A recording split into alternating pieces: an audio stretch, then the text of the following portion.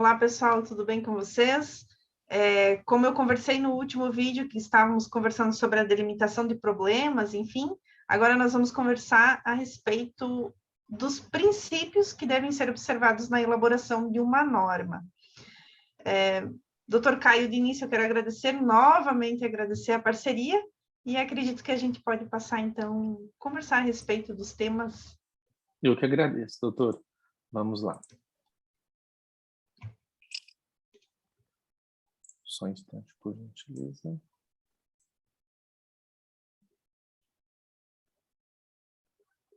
Uhum.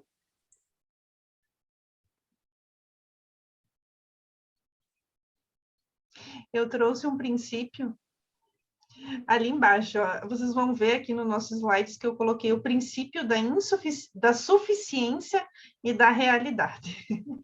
Da realidade por quê? Porque a gente precisa, e eu vou focar mais uma vez nesse ponto, né? Pegar o martelo e bater esse prego.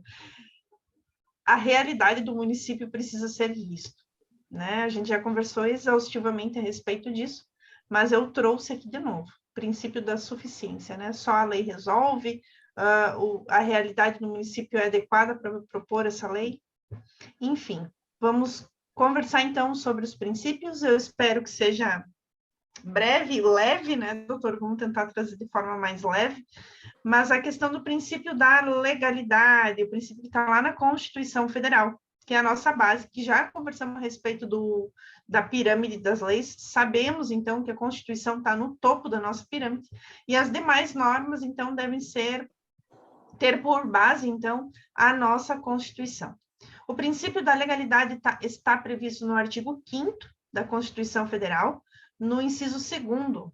Ninguém será obrigado a fazer ou deixar de fazer alguma coisa, senão em virtude de lei. Claro que no âmbito administrativo, penal e tributário, eu não vou entrar nessa quesito, se o doutor Caio quiser trazer para nós, mas, enfim, eu não vou aprofundar. Existem algumas diferenças. Como a gente pode ver, para os munícipes, então, eles não são obrigados a fazer ou deixar de fazer alguma coisa, senão em virtude de lei. Já na administração pública, a sua conduta precisa estar prevista em lei, diferente do particular, não é? Doutor Caio, quer trazer alguma coisa referente ao princípio da legalidade? Sim, Enfim. doutora. Importante só a gente mencionar que isso decorre, então, da questão da liberdade, que o indivíduo no Brasil, no nosso Estado democrático de direito, ele é livre para fazer o que ele bem entender e também é livre para deixar de fazer o que ele bem entender, somente sendo obrigado ou proibido daquilo que a lei definir. E também é importante a gente entender que quando a gente fala lei, neste caso, nós estamos falando em lei em sentido amplo, ou seja, não necessariamente apenas será exigido esse princípio no que for referente à lei, mas também a outras espécies normativas. A gente vai poder encontrar, por exemplo, algumas definições relacionadas a decretos, mas o decreto de um prefeito somente terá validade se ele for baseado na lei. Então, sempre vamos precisar que uma norma esteja amparada em outra e todas elas na nossa Constituição da República, tem que estar em harmonia com a Constituição. E aí vem, então, esse princípio que é extremamente importante.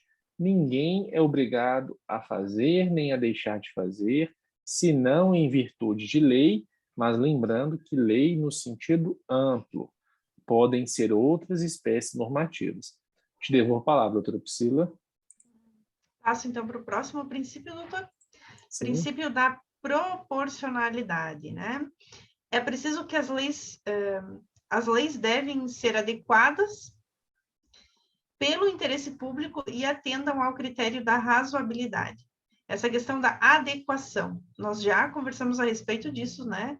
Antes, no bloco anterior, a respeito dessa adequação. Então, eu vou propor um projeto de lei, ele é adequado ao meu município, ele respeita, então, ele ele tem interesse público? Ele atenda ao critério da razoabilidade? São perguntas que se faz. Eu devolvo a palavra, doutor, para que você traga alguma, se quiser trazer alguma coisa, senão a gente passa pelo princípio da impessoalidade. Vejam bem, pessoal, as normas, elas precisam ser razoáveis, elas têm que ser adequadas para a realidade. Não adianta nada a gente criar uma lei falando que o salário mínimo vai ser de R$ 10.000 por mês, porque não é possível que o governo consiga dar esse salário mínimo com base na arrecadação atual, com a carga tributária atual, com o nível de produção atual. Então, por mais óbvio que seja que o salário mínimo vigente é insuficiente para aquilo que ele se propõe, ainda assim não é razoável que ele seja colocado em um parâmetro fora da realidade. Tem até um trecho interessante do livro do Pequeno Príncipe, que ele cria uma regra que ele diz que vai fazer o sol nascer todos os dias de manhã e se pôr todos os dias pela noite. E alguém fala, poxa, mas essa lei aí é fácil de ser cumprida. Ele fala, as leis têm que ser razoáveis, elas têm que ser fáceis de serem cumpridas. É claro que é um exagero, ainda mais para a época em que foi escrito, mas é importante a gente lembrar disso. Não adianta criar uma lei para transformar o seu município em algo que ele não dá conta de se transformar, embora a lei tenha essa função de estar sempre puxando para o avanço. Então é isso que eu tinha a dizer sobre esses pontos. Podemos prosseguir, doutora? Vamos lá. Princípio Então, da impessoalidade. Esse eu gosto. A impessoalidade decorre do princípio constitucional, ele está lá previsto no artigo 37 da Constituição, né? O significado remete a dois aspectos. Primeiro, prende-se à obrigatoriedade de que a administração proceda de modo a não privilegiar ou prejudicar, né? A ninguém, individualmente, já que o seu norte é sempre o interesse público. Então, veja bem, os atos administrativos, ou mesmo o projeto de lei que está sendo proposto, ele não pode, e nós já conversamos sobre isso algumas vezes, não pode não ser um projeto de lei direcionado a uma única pessoa, né? Porque ele é impessoal. Quando eu falo, várias vezes eu já falei, o projeto de lei tem que ser impessoal e abstrato. Num segundo momento, o sentido do princípio da impessoalidade é a abstração da pessoalidade dos atos administrativos, pois a ação administrativa em que pese ser exercida por intermédio dos seus servidores é resultado tão somente da vontade estatal. Para ficar um pouco mais claro, eu, Priscila do Amaral, sou servidora de uma Câmara de Vereadores. Lá eu não represento a minha vontade, e sim lá eu sou a servidora municipal do Poder Legislativo. Então, eu represento, quando eu estou atuando, a Câmara Municipal. Lá eu represento a vontade estatal, a vontade do município, a vontade do Poder Legislativo. Não sou eu. Tanto nos aspectos de responsabilidade, eu também trago essa questão da impessoalidade, né? Se um servidor público acontece alguma coisa, o servidor público comete um desvio, por exemplo, não vai ser a ação contra o servidor, né? Se o servidor, por exemplo, o motorista da ambulância atropela um cidadão na rua, a ação não é contra o motorista, é contra o município que ele atua, porque ele representa a atividade estatal, não é mesmo? Então, esse princípio da impessoalidade, focando na elaboração da lei, o princípio da impessoalidade é justamente isso, eu não devo criar uma lei para beneficiar uma pessoa, né? Ele é impessoal. O projeto de lei deve ser impessoal e abstrato. Doutor, quer trazer mais alguma coisa? doutora, a senhora falou muito bem. Acredito que a gente possa passar para o próximo tópico já. Princípio da formalidade. Formal é aquilo que obedece às formalidades, etiquetas, né? Padrões de tratamento cerimonioso. Nesse caso, o procedimento legislativo, o processo legislativo, ele tem um caminho a ser seguido. Esse é procedimento, né? Ele segue um caminho que vocês vão ver mais para frente, que o STF já entendeu que se não se respeitar esse caminho, ele é ilegal, ele é inconstitucional, a depender da situação. Doutor, quer trazer alguma coisa a respeito disso? Sim, é importante lembrar dois tópicos interessantes aqui.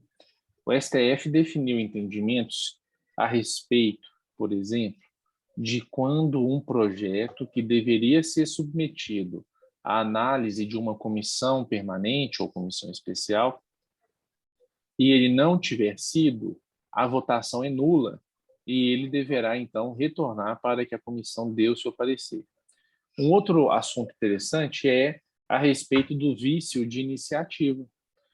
Existe também o entendimento de que eventual sanção não convalida vício de iniciativa. Traduzindo, se o projeto foi apresentado por pessoa que não tinha competência para apresentá-lo, ainda que ele seja aprovado na Câmara e ainda que ele seja sancionado pelo prefeito, pela prefeita, ele não será válido porque ele padece de um vício que o torna incorrigível, que é a questão da iniciativa. É um vício insanável. Esses dois exemplos aí, alguém pode falar, poxa, mas é muita formalidade, muito preciosismo. Não. Isso é para proteger o devido processo legislativo. Senão, ele vai se tornar algo que nós vamos dizer assim no dia a dia, avacalhado.